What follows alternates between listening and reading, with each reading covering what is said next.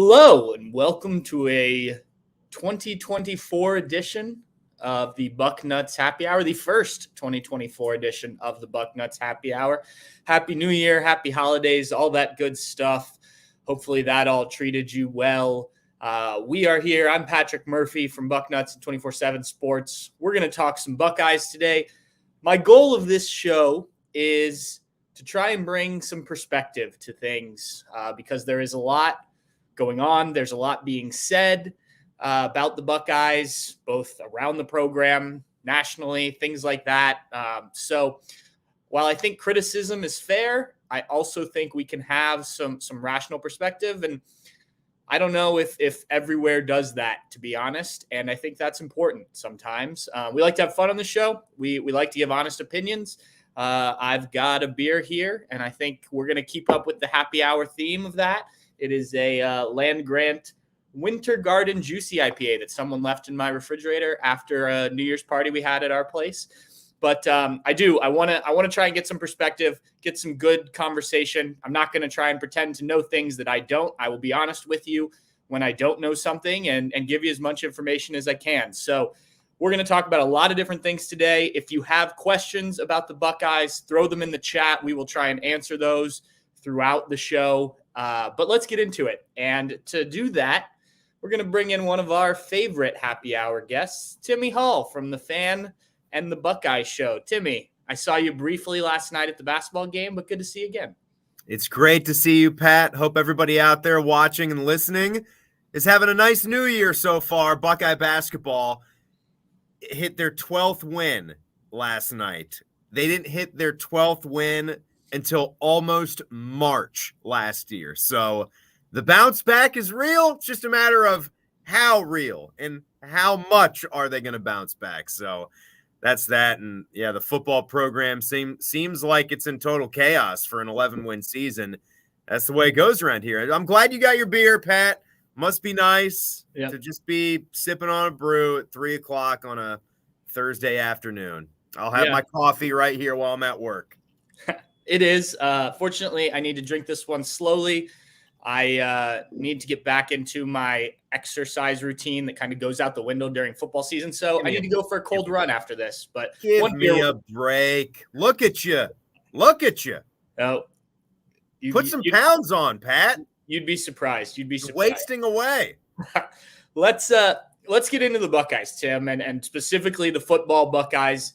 There is a lot to talk about with this team. I want to get first, just in case people haven't heard them, what were your reactions to the Cotton Bowl? Because for me, and I've said this a couple different places now, nothing really changed for me coming out of the Cotton Bowl because I knew going in, this was a game that didn't matter in terms of college football playoff and things like that. So I wasn't surprised when the Buckeyes did some things like change up their offensive line. But my thoughts on the offensive line, my thoughts on the quarterback situation haven't changed all that much just because of what I saw in what was essentially a glorified scrimmage between two teams. But what did you take away from that? We'll start there. I understand what you're saying and how you didn't want to have, your thoughts change too much after it was done. I think it's hard to not have it change at all because I don't think Ohio State was looking at it the same way a lot of us fans were, and when you're down to Lincoln Keen holes, I am on that side of the fence where it feels like there's only so much you can do offensively. But the more you dive in, the more you think about it, you'd almost be more okay if they just said, what the F, just we're going to call this and that. And Lincoln Keen holes, whatever bowl prep he was able to get in. We heard some things about maybe they didn't go as hard in practice and utilize all that practice time in that month of December leading up to the bowl game. But whatever, it doesn't matter. If he's going to be terrible and if he's going to throw a bunch of picks, then so be it. But gunslinger mentality, the first possession he gets in, you're backed up inside your own 10. You hand the ball off 3 times and you punt. You don't even try to throw it on 3rd down or anything. So, that's things like that kind of go back to other big games that Ryan Day has coached in. And he's starting to get a reputation now for not being the same coach in the really big games that he is in all the other football games on Ohio State's schedule. The other thing, too, is just our game between, our Cotton Bowl game against Missouri was one of a few in this bowl season that just prove how messed up the system has gotten. And I've been ready. I was ready this entire season. I'm even more ready for 2024, going into, the January 25 games. It's hard to believe we're there now, but the 12-team playoff is going to give this end of the season a lot more fun. I thought games at the end of the season were always supposed to matter a whole lot more than the games at the beginning of the season. That's what you play for. You play for postseason. You play to try to win championships. And the way college football has gotten, and you can go back 20 years ago to when they first chose to go to the BCS, to where they determined that it was just one team against another team. And then over time, all those other ones just started to become less and less meaningful and matter less when there was one championship game and no one else was playing for it. And this game was just a microcosm. I mean, you had Georgia and Florida State, but to have your starting quarterback just leave, it tells you something about the conversations that were had about the future. But that's just weird. You're going into postseason play and your starting quarterback just says bye. And Devin Brown's throwing out, his image of, the burning the boats, ocean and heading across the sea into battle. You were expecting so much more. I know he got hurt, but even before the injury, you're expecting so much more. It just was a disaster. Just the game, the build up, how it came together. Though everything about it was a complete disaster and joke, if we're being honest. It was a joke of a game. I mean, you had a third-string quarterback. You didn't play well, couldn't gain any yards on offense, and you lost to Missouri. You lost to a middle-of-the-road SEC team on a national stage. So I don't really like anything about it, to be honest with you. Agreed. I was at the Cotton Bowl covering the game. I don't know if I've ever covered a worse football game. And look, the defense for Ohio State was really good, and give Missouri credit for taking advantage of what they were able to do against a makeshift offensive line and a third-string freshman quarterback. But that was not an exciting game by any stretch of the imagination. Guys in the press box alongside me, we were discussing, when it was okay to publish your stories, because it was so clear that this game was going a certain way. No fun whatsoever. But I do think that, you get down to a third-string quarterback, a freshman, behind an offensive line that didn't make a ton of sense, and we'll get into that later on. Yeah. I think that's kind of the results. I mean, I know I've seen comparisons to, USC had a guy out there and he threw 6 touchdowns. Well, situation was a little different. A lot of those guys weren't playing in new positions or things like that. I think it was a different scenario. Let's take a look forward in your mind, Tim, because that's where, we can't dwell on the past, right? So what do you think is priority number one if you are sitting in Ryan Day's office this offseason?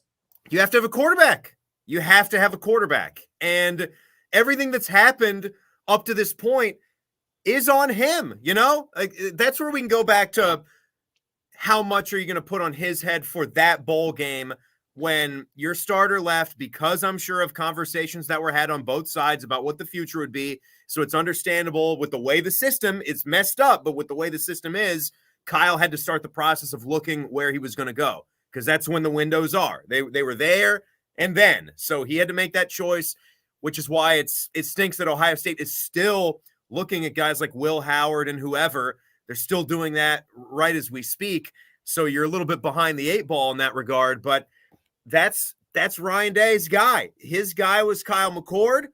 He had a lot of eggs in that basket. It didn't turn out to be the guy. He brought in Devin Brown as well. It doesn't appear that he's going to be the guy. I wonder if he's jumping into the portal today, if things are real where they are bringing in a 1-year quarterback to hold things over. And that's the other part of it too, Patrick, that just makes you nervous, doesn't it? When you even though Justin Fields was a transfer, okay, he didn't feel like a true transfer because he hadn't really played yet. So you were still going off of who he was as a recruit. He had spot duty at Georgia, hadn't, it wasn't his full reign there. You were still going off of who Justin Fields was as a recruit when you brought him in. Will Howard, I'm just saying if that's the guy, he's experienced. He's been at Kansas State, and you're in the game now of going to get this known one-year guy. You know going in that it's a one-year holdover, and it is in such a critical year for Ohio State and Ryan Day with all those other issues that you said, but it's really intriguing. So where we go here, and we're not going to know how this is until deep into 2024, where you get a good look and a lot of data about how the quarterback does perform. But when you look at, all the options there, Patrick, it's pretty wild where we are. I mean, you got pretty greedy, right? When it was Dwayne, Justin Fields, CJ Stroud, and then you have this, and then Kyle's gone, and it's completely unknown here in January. There's no incumbent quarterback. It's just go out and find something new. That's it. That's what they're trying to do. Yeah. Well, and I mean, we've talked about it throughout the season. Ohio State fans, for lack of a better term, have been spoiled. It's not spoiled. You're Ohio State. You're supposed to do this type of thing by those guys you mentioned.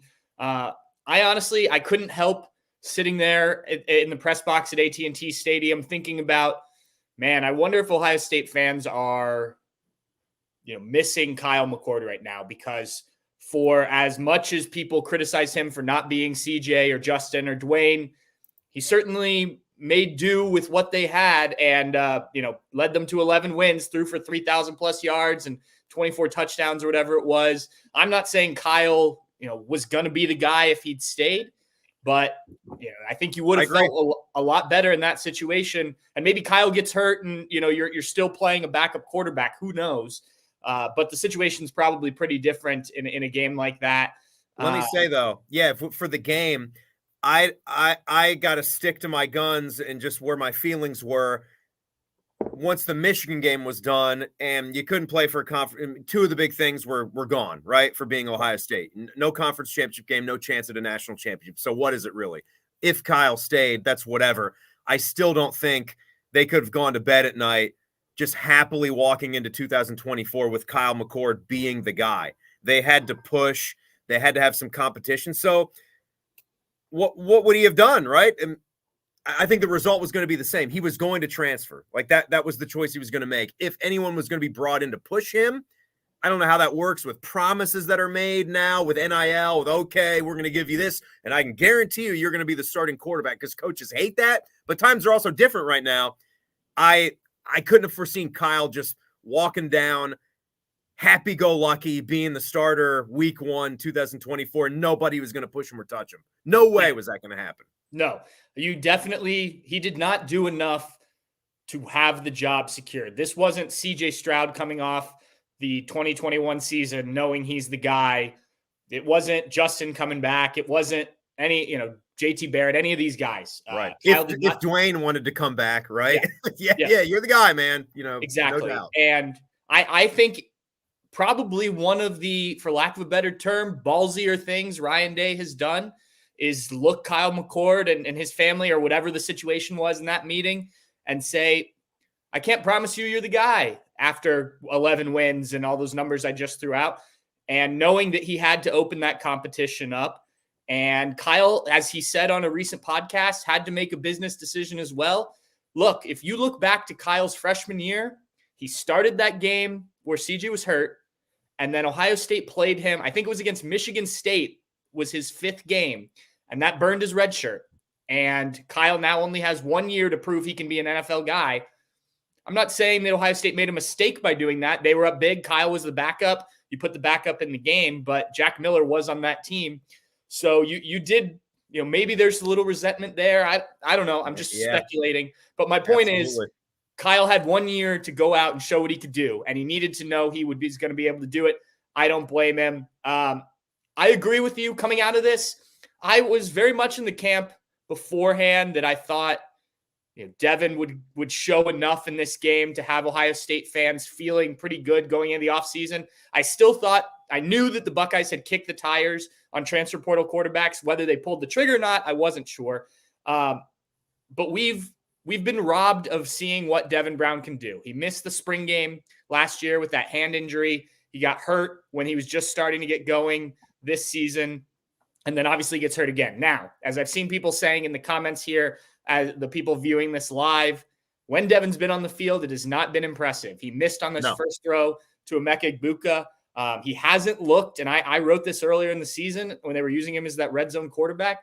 He hasn't looked, like a true dual threat where you're going to be able to. I'm watching these college football playoff games. And I'm like, Devin wasn't doing that. He can move, but I don't know. Yeah, I agree. He hasn't shown any kind of elite running ability in the time that we've seen. And for a second there, a couple times this year, you saw Ryan Day try to implement some kind of system with him, where, we've seen teams in college football do that plenty of times in the past. Sometimes we've seen that second quarterback.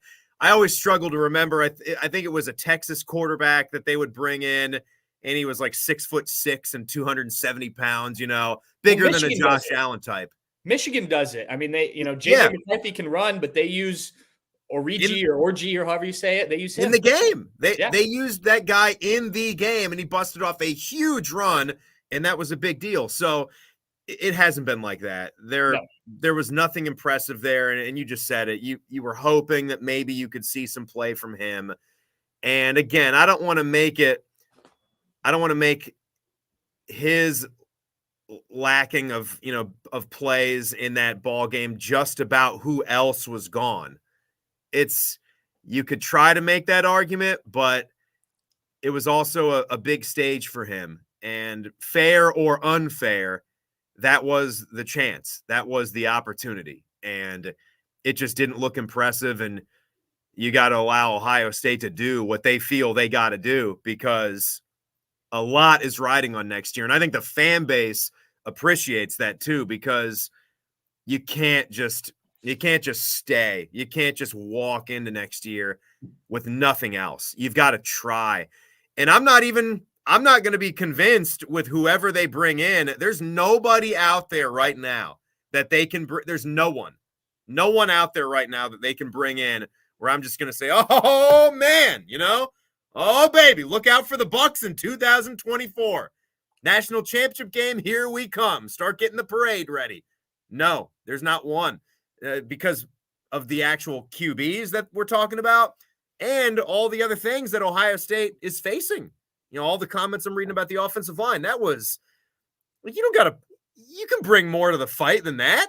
Meaningless game or not. It's not meaningless if you're in uniform playing. Those are guys on the other side of the ball that are trying to beat you and embarrass you. SEC guys. It's Cade Stover's fire, right? And it's what you saw there on the sideline in that game. It's like, what the F, guys? What is happening right here? Where the ball is snapped and you act like you've never seen these types of pressures all season. It was awful offensive line play. And again, that does not help your quarterbacks at all. That puts them in a bad spot.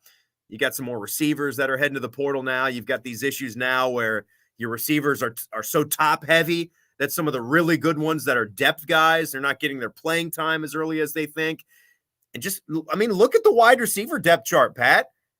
They can't afford really any injuries. You got Julian Fleming that's gone. You got to rely heavily on true, and you want to, right, on Jeremiah, a true freshman, but you got to be hopeful that Emeka Egbuka comes back. You got to be hopeful that Brandon Inniss turns into a dude, and Carnell Tate, obviously, again, top guys could be outstanding and really good, but you got to hope that there's no injuries, because a lot of these other guys have just chosen to leave. Yeah, well, and I trust Brian Hartline to get that sorted, and they may have to go to the transfer portal from wide receiver to get some depth guys, if nothing else, something they haven't had to do. Tim, I know you don't have a ton more time here, so I want to get just kind of, as we sit here on January 4th, 2024, we watched the defense play really well in that game. I thought one of the better games they've played, to be honest, until they just wore out. The offense, just reflecting on the entire season, and if you can think of it that way, the season as a whole, what is your vibe as you head into this offseason about this program? Where do you think they stand from a, as realistic as you can be here with what you know? I think I share with a lot of Buckeye Nation where this is it's a weird time. It's a strange vibe. I think that's the best way I can put it. College football is strange right now in general. We talked about that with the way bowl season was, just with how everything is affecting the sport and everybody is learning on the fly and how to control it to the best of their ability.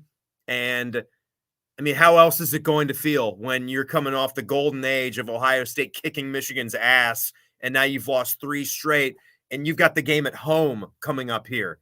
You got that to worry about. If it wasn't, you played pretty well in that game this year on the road, had the ball, final possession, a chance to win with some of the mistakes that happened. Now you got to, be sure that you win that game at home. That's a lot of pressure. You don't know what their coach's situation is on their side, but keeping it all in-house, there's so much that this team has to figure out. You're going to lose both your linebackers on defense. There's still a lot of players here and there that are going to make decisions coming up. It's great that Tyleik Williams is coming back, but I think, depth on defensive line and some of the recruiting misses on that side of the ball, that could catch up to Ohio State. Offensive line play has to improve a lot. I don't know. The conference is blowing up. You got all these good teams coming in. Is it the Oregon game that's coming up this year? Is that the one that Ohio State catches from UCLA, USC, Yep, Washington, and Oregon? They're still the Buckeyes, right? So, in teams that you're supposed to beat, they've done really, really well, right? Whether that's grinding out games this past year or just flying by. They didn't have the offensive numbers that we're used to seeing last year, but it was still good enough to go 11-0. It was a different type of team, and the defensive numbers were improved. I'm not feeling as confident as I've always felt going into any season.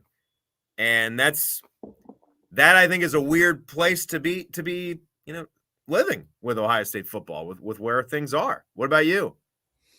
Yeah, I would say I'm not as far. I want to see what this offseason looks like, or at least here in the next few months. I think when we get out of spring, we'll have a better evaluation of this team. I think the transfer portal makes things interesting, right? Look at some of these teams that are in the playoff, and the transfer portal has certainly impacted them. You mentioned quarterback. I agree with you that there is no quarterback in the portal that's a Justin Fields fix. But and I'm going to talk about Will Howard a bit more when you get off. But I do think that you bring in a guy like that, maybe if you find a couple offensive linemen that can come in and make an impact. You look at what Michigan did last year, finding guys that maybe not everybody was on in the transfer portal, but guys that fit what they wanted to do and came in and made an impact. If you do that and these defensive guys that we think might come back, I think you're in a pretty good spot. You need quarterback play to be better than it was this year, probably, if you want to be a national title contender. But I don't know if you needed a tremendous amount better, assuming, as you said, these wide receivers progress as expected. So I think there is understandable concern among Buckeye Nation, but I also think that there is a plan in place here at the Woody, and once things play out, I think people will feel better, I guess is what I hope so. I'm checking the comments here, and you got a lot of folks here that are thinking I'm completely stupid with these. It's back and forth. So back and watch forth. more football, this and that. Hey, I guess if you're supposed to be happy to lose a Cotton Bowl that looked like that, then celebrate it by all means. Do have fun doing that. I'm waiting for a Big Ten championship and for these guys to show us that legit team. That I want nastiness too. I think that's the other thing. The other thing that you can't quite tell people to go out and be, but you just know it. Like you talk about offensive line play, defensive line play. If you're not going to be that electrifying team that puts up 45 or 50 points per game, you have to have some kind of nastiness level to you. Like you cannot push us around. You cannot mess with us or we'll rip your heads off. And I'm looking for that. I'm looking for that for these guys. So, I mean, next year's humongous. Next year's humongous for Ryan Day. The coaching staff's going to have a little bit of tinkering. We know that. So it's a big year. It's a big year coming up next year. No doubt. Tim, I know you're busy over there at the Fan, so I appreciate a little over 25 minutes of Timmy Hall on the Buckeye Show, or from the Buckeye Show on the Happy Hour. Thank you. I hope you get to have a beer later on today, and I will talk to you soon. All right, my man. Everybody, thanks a lot. Hope everybody had a good Happy New Year, and check out the Buckeye basketball team. You know, if it's not your thing, just check them out. They're a tournament team at this point, so just got to see how good they can become. You know, second weekend certainly not guaranteed. We know that, but maybe it could be a squad with Bruce Thornton and Roddy Gale back there. But yeah, it's going to be a very, very, very interesting month watching how the dust settles with this football team. Thanks a lot, everybody. Yeah, check out the show on the Fan at 6:00. Appreciate you. Thanks, Tim. All right, that was Timmy Hall. You can catch him, as he mentioned, on the Fan, the Buckeye Show, almost every night. Sometimes Tim has other things going on, but he is the Buckeye Show, and they rotate in the guests with Timmy. So I appreciate him taking his time to come on this when he does, because he is a busy, busy man over there at the Fan. All right. Again, if you have questions that you still want answered about this team, throw them in the chat if you're watching this live.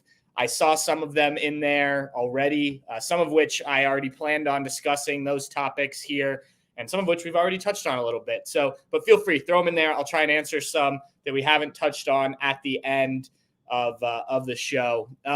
So quarterback seems to be the thing everyone wants to talk about. And obviously Tim and I talked about a decent chunk of it there.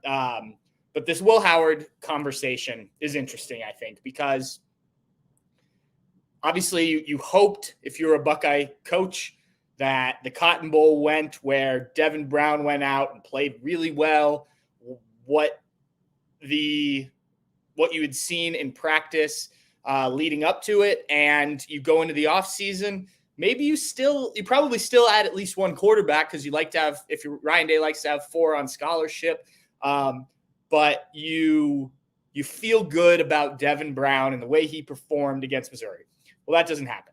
I don't know if that changed the perspective for Ohio State, or if they were always planning on taking a look at Will Howard, who will make an official visit to Ohio State. Will Howard, in case you're not familiar at this point, and I assume most of you are, Kansas State quarterback. He has on and off been their starter over the last few years, but was their starter this season. Completed 61.3% of his passes for 2,643 yards, 24 touchdowns, 10 interceptions. Can also move a good amount, rush for 351 yards and 9 touchdowns this season. Isn't an elite runner, but certainly can make some plays with his legs. Here are my thoughts on Will Howard. And before the Missouri game, I watched, because Kansas State played Missouri. And so I watched that game, and I've watched a little bit more on him since this is all kind of heated up. I think he is a good quarterback, and because of his experience, he's played for 4 years. I think he is an upgrade over what is currently in the room from that perspective. Talent-wise, he is not, like we said before, going to come in and be a Justin Fields. He is not that elite level talent. There wasn't a guy like that in the transfer portal, at least not thus far. And so I think Will Howard, if you're looking at a one-year guy who can continue to elevate this offense, or at least maintain the level it played this year, because again, I do think the defense will continue to be very good next season, then, that's a good kind of stopgap guy. He can come in, he can kind of elevate his platform, play with better wide receivers, play in Coach Day's system, and potentially boost his stock in the NFL. Is he going to come in and do what some of the recent Ohio State quarterbacks have done? No. And I think Ohio State fans should prepare for that. At least I don't think so. Should prepare for the idea that, you may have times next year, if Will Howard does commit to Ohio State and is the starting quarterback, then you're frustrated with Will Howard. He turns the ball over a little bit more, even than Kyle McCord did this year. You're not going to have Marvin Harrison Jr. to throw to. Now, You will have maybe a Emeka Egbuka, certainly Carnell Tate, Brandon Inniss, Jeremiah Smith. The list goes on of these wide receivers, which would certainly be an upgrade over what they had at Kansas State and make his life easier. But you also have to have an offensive line, and there's questions about that, and we'll get to that. So I think that you have what could be a good upgrade, probably more in line with what Ohio State was looking for before the bowl game, because you still feel good about Devin Brown, down the line Lincoln Keenholz and Aaron Nolan. But I don't want people thinking that this is going to be some kind of change, back to CJ Stroud or anything. That's not what Will Howard is. There's a reason that he was, an on and off again starter until this season at Kansas State. So I just want to paint a picture of kind of what you're getting with a Will Howard type quarterback. An upgrade? Yes, most likely. But a superstar? I would be surprised if at the end of next season, if Will Howard commits to Ohio State, if he is in the Heisman Trophy conversation. Maybe I'm wrong. Maybe he commits, has a fantastic season, throws for 5,000 yards, rushes for a handful of touchdowns, and I'll eat my words at that point. But I just don't see it watching his tape. I don't know if it matters if you can't block the guys up front. And what we know about Ohio State's offensive line coming out of that game is there's not a ton of trusted depth behind the guys that started all 12 games of the regular season. And why the Buckeyes decided to change their offensive line for the Cotton Bowl is a bit of a question. Ryan Day said after the game that it was a performance thing from Carson Hinsman. I'm sure most of you know at this point that Carson Hinsman went on this podcast with some friends back home, said some things that, frankly, I didn't think were that incendiary, but probably not things that if you're an Ohio State coach, you would like to get put out there.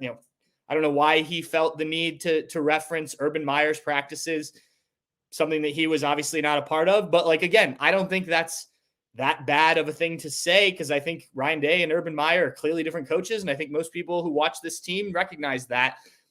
So whether or not Carson Hinsman got a quiet, silent suspension because of what he did or not, I don't know. I'm going to be honest. I have not heard that. I take Coach Day at his word. I know earlier in the season, there was talk about moving Matthew Jones to center because of Carson Hinsman's performances. There obviously wasn't a ton of time. Maybe over the bye week would have been a time you could have done that if you felt like that was the right thing to do. Buckeyes didn't make that move at that point. They stuck with the same five. They elected to do it with the time in bowl practice and to prepare for Matthew Jones at center. It did not work. And, I think that was pretty clear. I think having a new center messed things up for the offensive line as a whole. And I think you just didn't have what you needed up front. Look, Josh Simmons, I thought, is a guy who got better throughout the season. Is he an elite left tackle that Ohio State should have? No. Now, can he get there? Maybe. But I do think he got better. Donovan Jackson has a decision to make. He's a guy who I think has really high ceiling. I don't know if we saw it as much this year as I thought we would have, but there's still the potential there if he comes back for his senior year. And look, you're not going to get docked from the NFL for coming back for your senior year as an offensive lineman, especially if you play a lot better in your senior year than you did your junior year and boost your draft stock. So we will see on Donovan Jackson.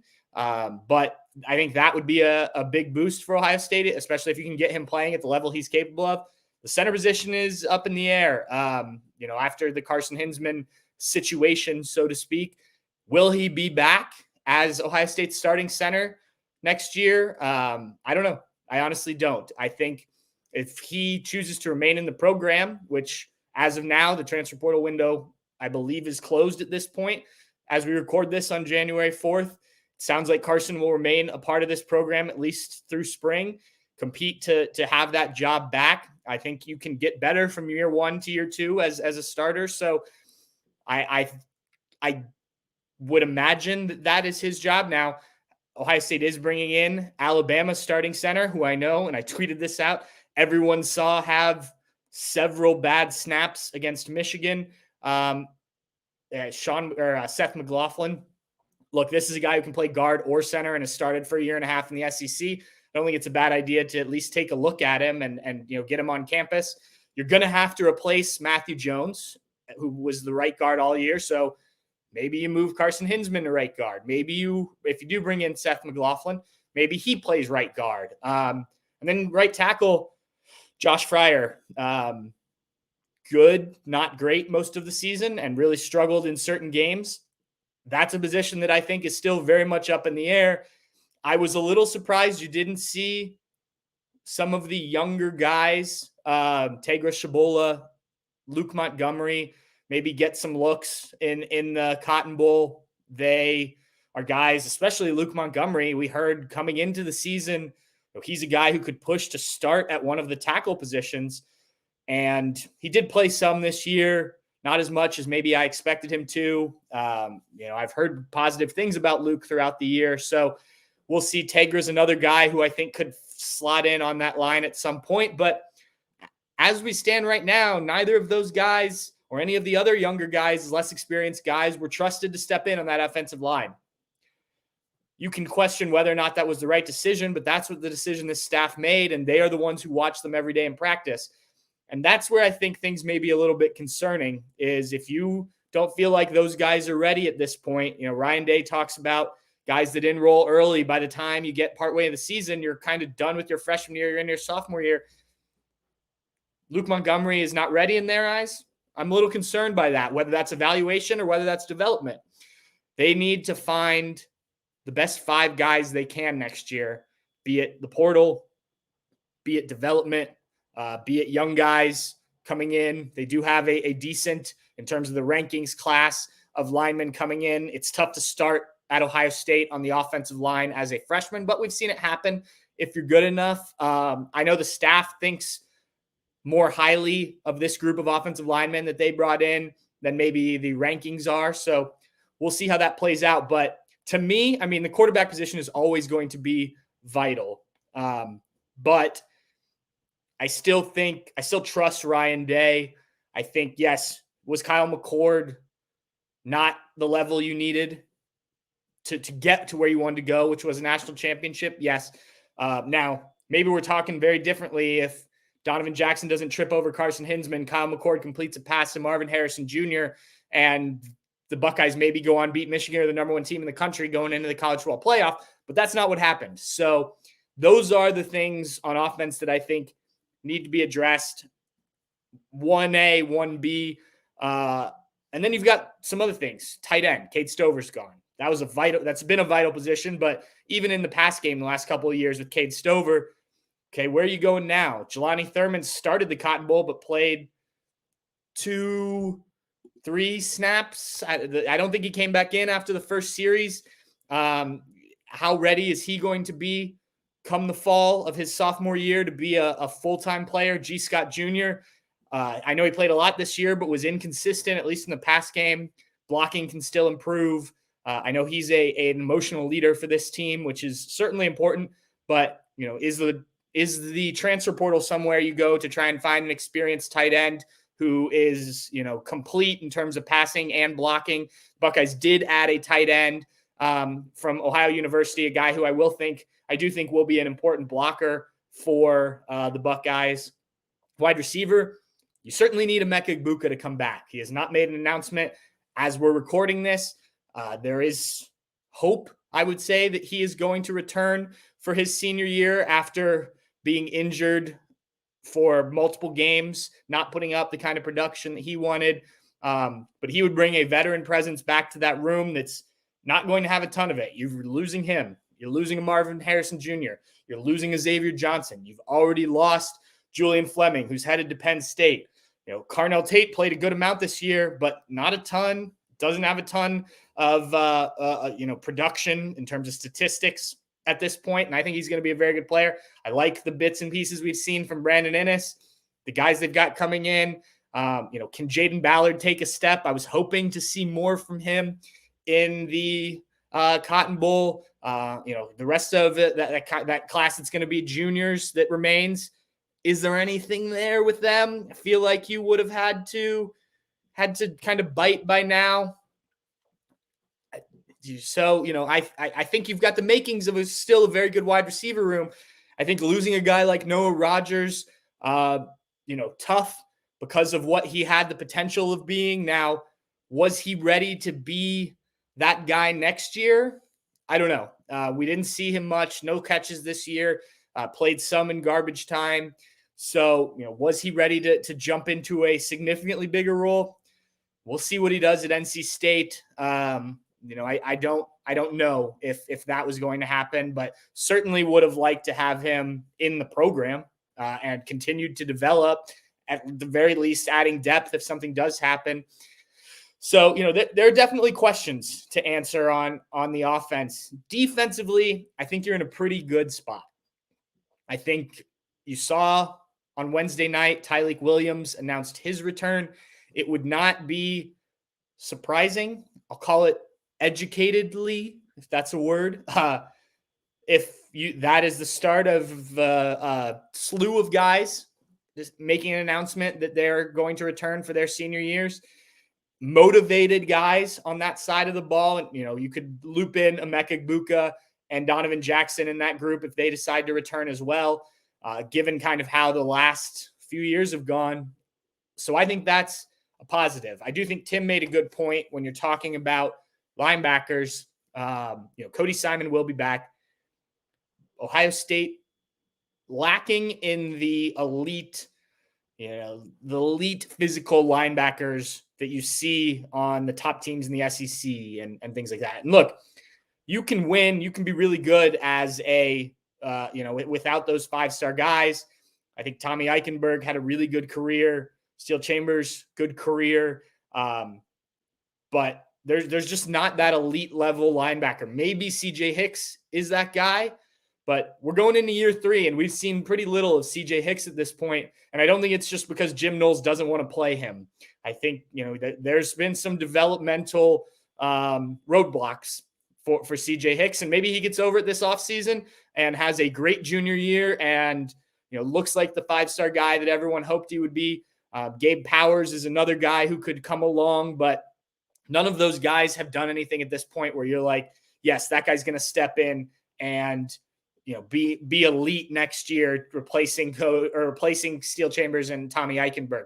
I do like Cody Simon. I think he has some limitations, especially in the pass game.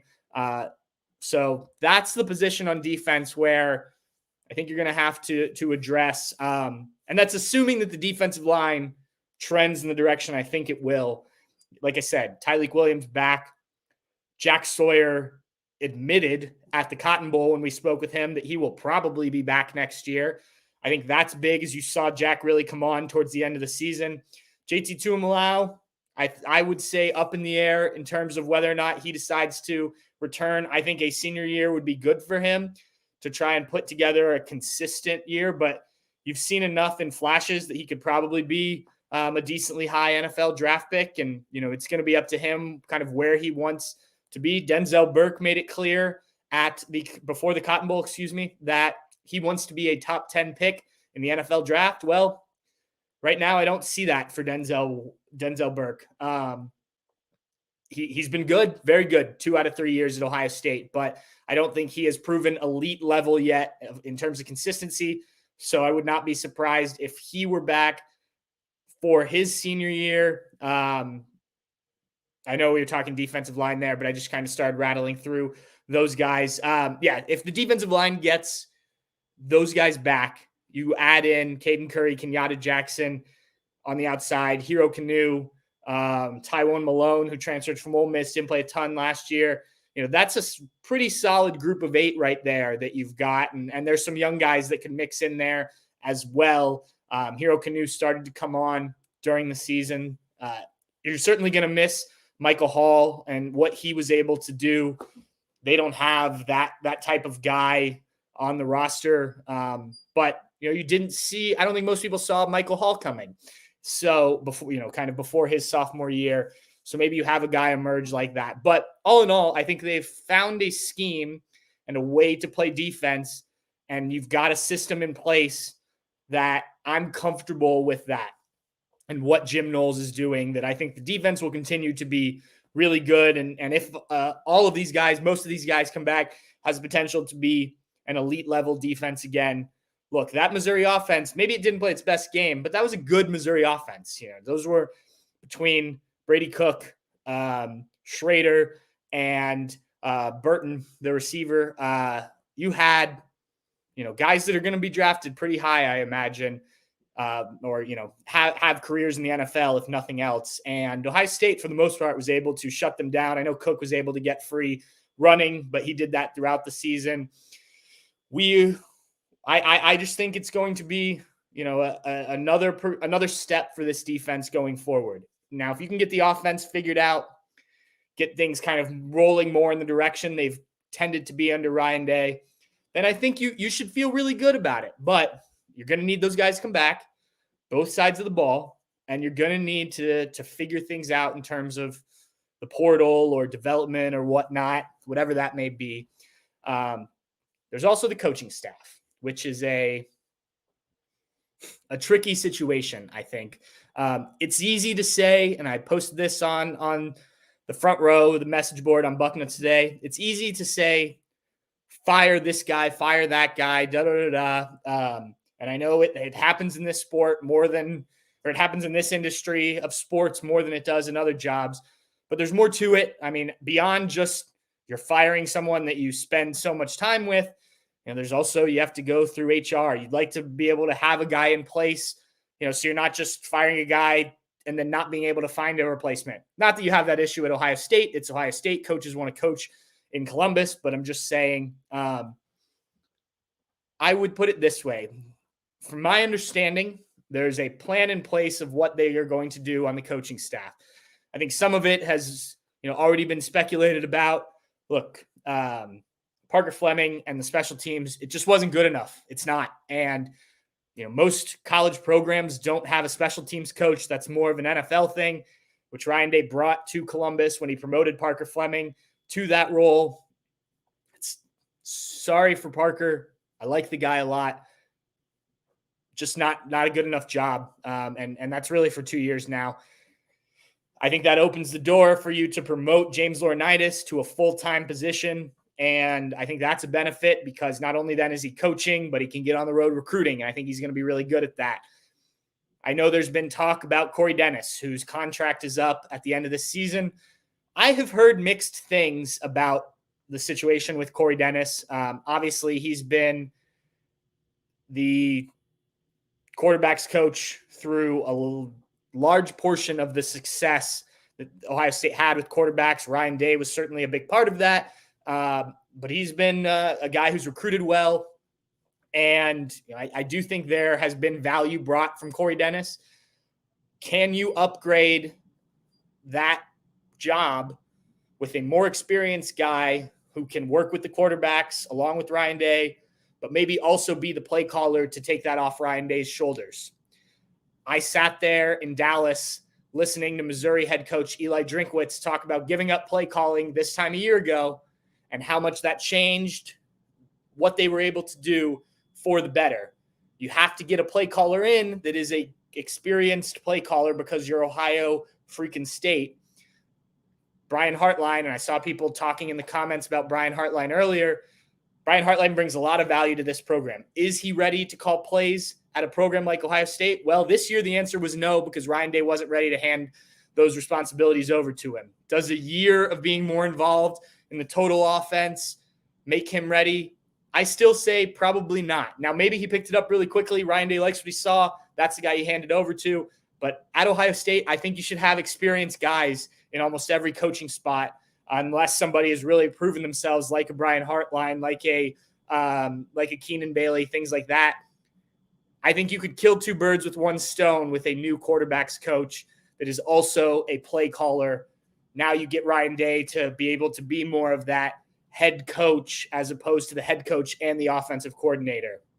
Who that guy is, I think we can spend time talking about that down the road. But that's something that again, I've heard kind of mixed things about what will happen with Corey Dennis, but that would not surprise me if that's the route Ohio State takes. I know there's been a lot of frustration about offensive line coach Justin Fry, and I hear it, and I understand it. I think having watched Justin Fry work with these guys, having heard him speak at Ohio State's coaches clinic the last 2 years, I think there's a lot to like about Justin Fry.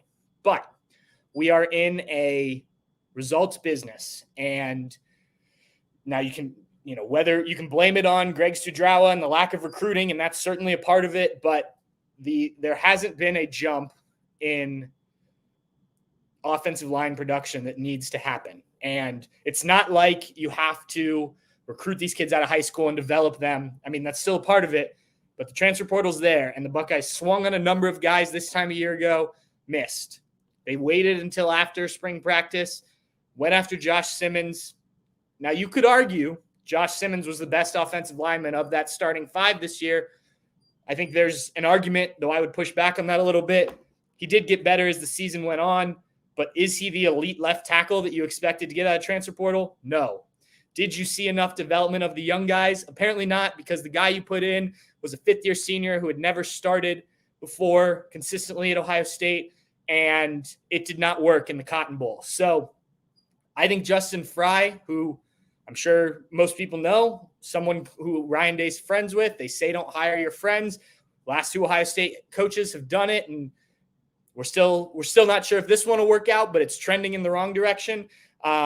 If you decide to move on from if Ryan Day decides to move on from Justin Fry, I would not be shocked. I would also not be totally shocked if he keeps Justin Fry around for another season, if he believes in him and his ability to move this line forward and just thinks it takes a little bit more time than 2 years.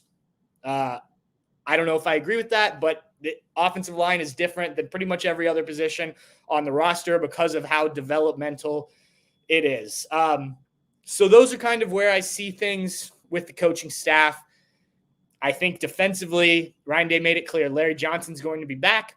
He's not retiring. I don't think Ohio State would ever push him out. So it's up to him to decide when he's done. Ryan Day says he's energetic and wants to keep coaching, wants to keep recruiting. Take him at his word for that. Jim Knowles, like I said, I think if you could promote James Laurinaitis to a full-time coach, I think that's a benefit for the entire team. Perry Eliano and Tim Walton, I think both did a really good job.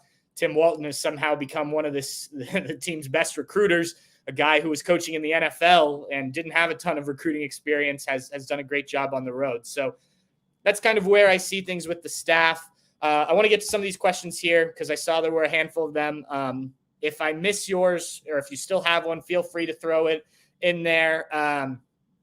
RK, mind-blowing that Parker Fleming is still on the staff. So freaking bizarre.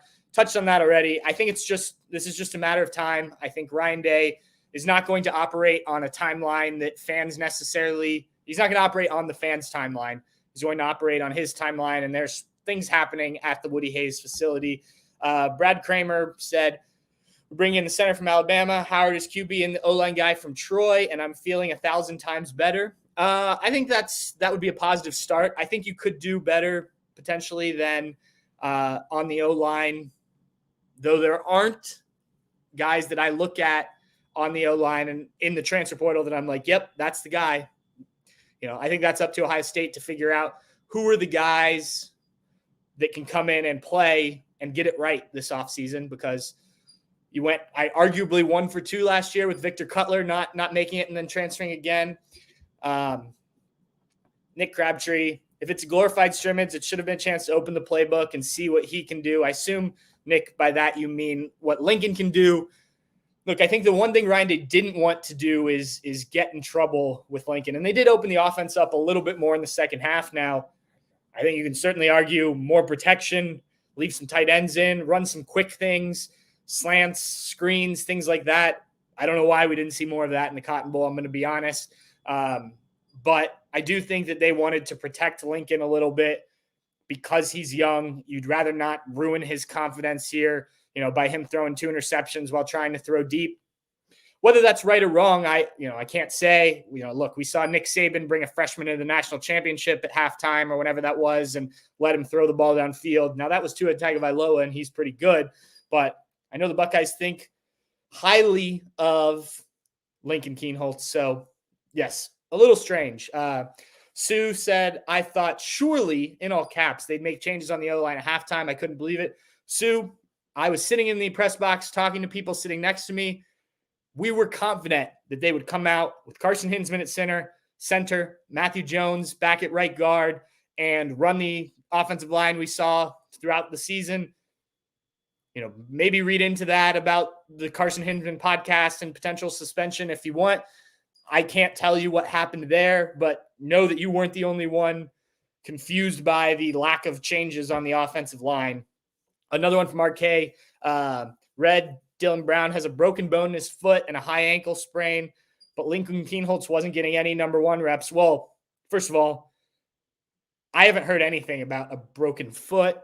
Could be, but all I've heard is that he has a high ankle sprain. That's kind of the boot he was wearing after the game. That's what it looked like as well. But Lincoln wasn't getting a ton of first team reps in practice because they needed to get Devin Brown ready. Now, I wrote about this after the game. I wrote a story on Lincoln. You can read it over on Bucknuts.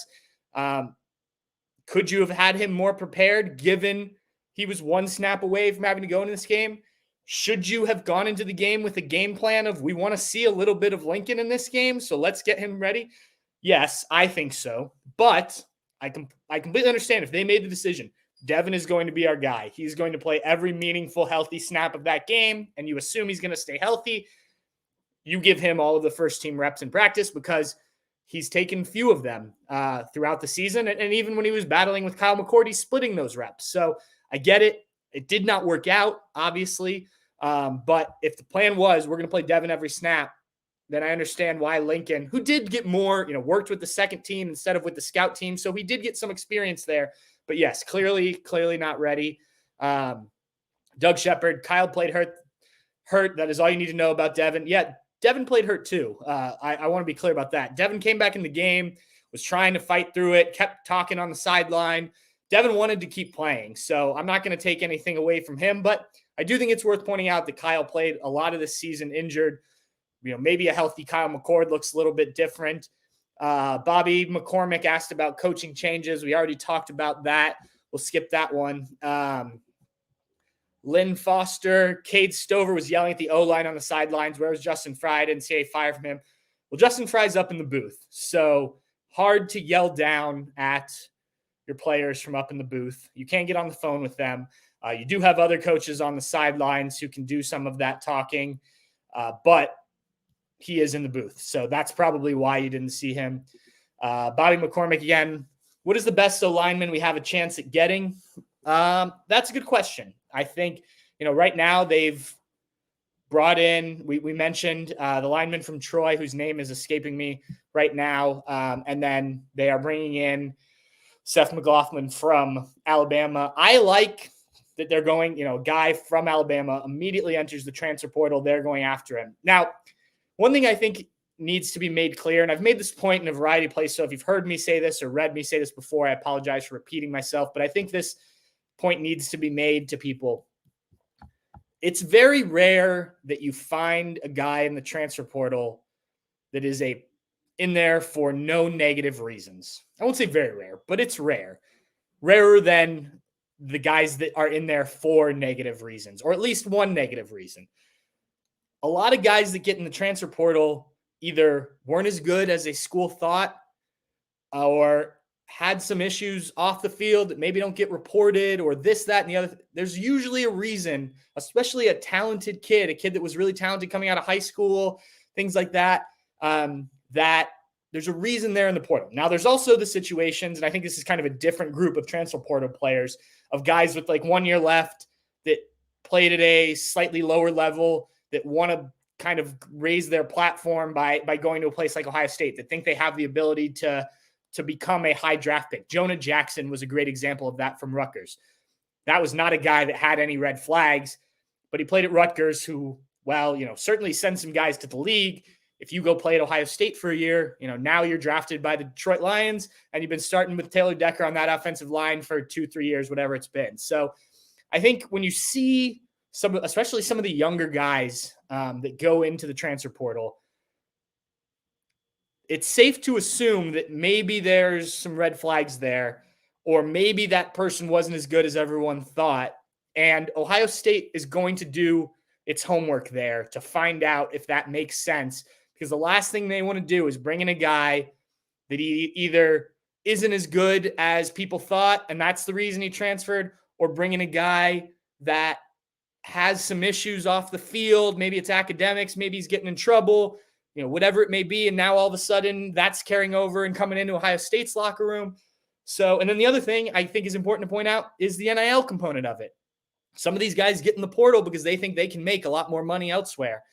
And what Ohio State has done a great job of, and I think you're going to see more of this, is that NIL money. And Bill Kurlick wrote a story about this today on Bucknuts, which I think I would very much encourage you to go read. It's on the front page there. It's the one entitled, let me pull this up so you know exactly what I'm talking about here, because I do think it was really good.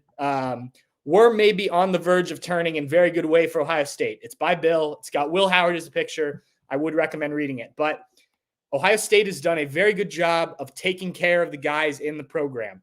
If the guys that I think are coming back, they're doing it because they want to beat Michigan. They want to play for the Buckeyes again. They want to win a Big Ten title. They want to compete for a national title. All of those things are true.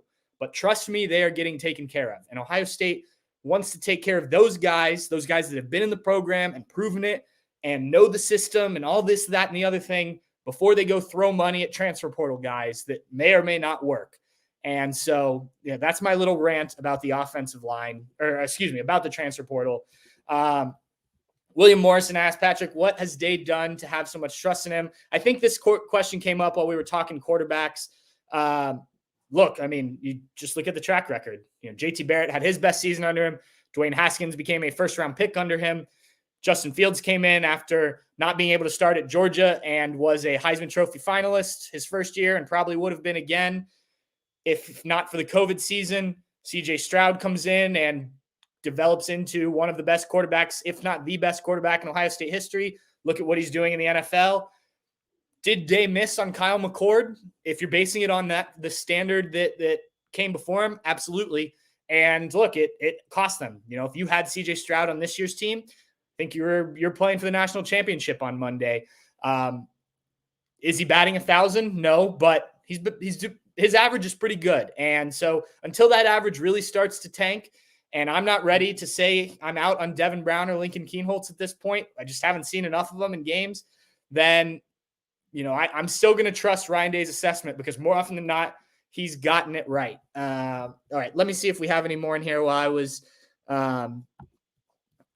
Jason Cole asked, do you feel as if Will Howard is a big upgrade to Brown or Lincoln? I touched on this a little bit before, so if you missed it, go back and listen. But I will say, I think he's an upgrade because of his experience. I think talent-wise, he's probably a little bit ahead of those guys. I don't think he is a game-changing quarterback, but I do think he could help elevate Ohio State's offense just because of what he's going to have around him in terms of weapons.